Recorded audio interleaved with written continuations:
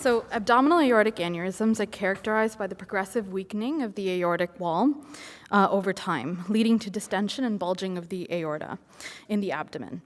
Although they may initially be asymptomatic, this weakening over time predisposes to aortic rupture, in which the vessel breaks down and bursts completely, leading to severe hemorrhaging and death in up to 85% of cases of rupture. Other than preventative surgery and prognostic at-risk screening of risk populations, there's not much else in the way of treating AAA, highlighting an unmet clinical need.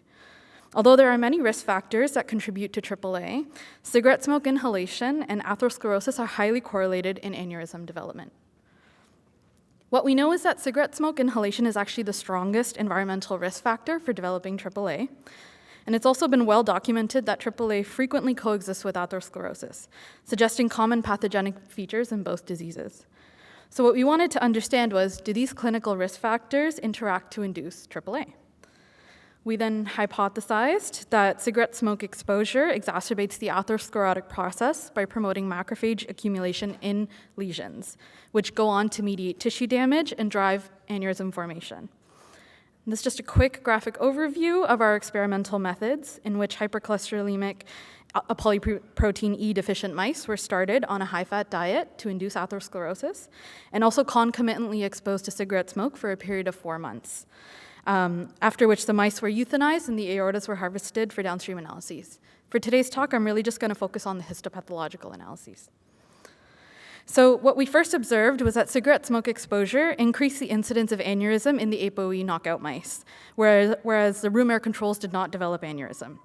The incidence increased with the amount of time that the animal was exposed to cigarette smoke, where we observed around a 35 to 40% incidence at 16 weeks. Furthermore, we observed severe elastin fragmentation, which is a hallmark of AAA, only with cigarette smoke exposure.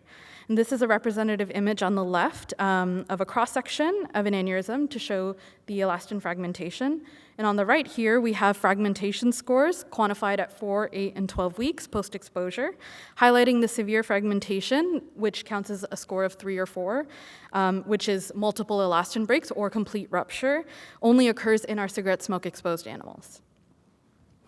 What we also observed was that cigarette smoke exposure resulted in increased atherosclerotic lesion size, as indicated here by oil red O staining for lipids.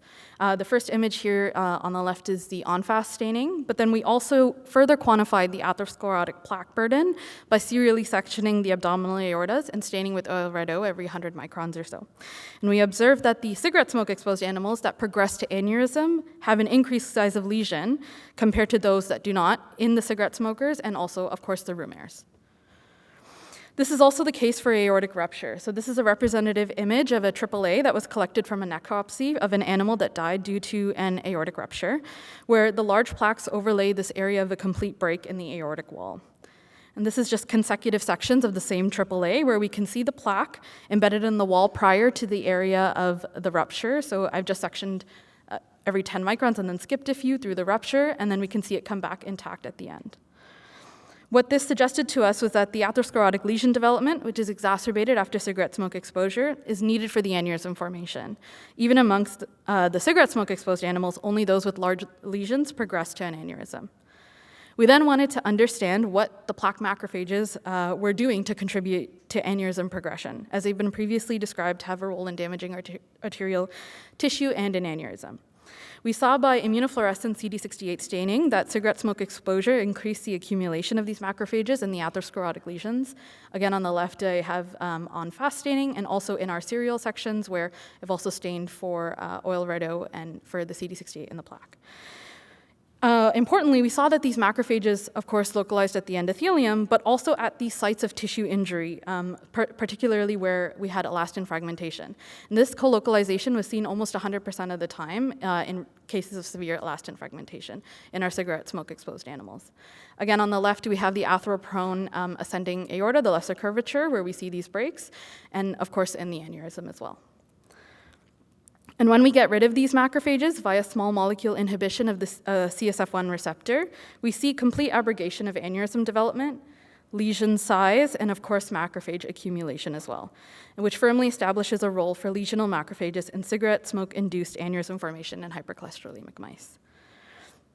So just to summarize, cigarette smoke induces aneurysm, macrophages localize in atherosclerotic lesions, and CSF1 receptor blockade experiments highlight the necessity of these macrophages to drive aneurysm progression.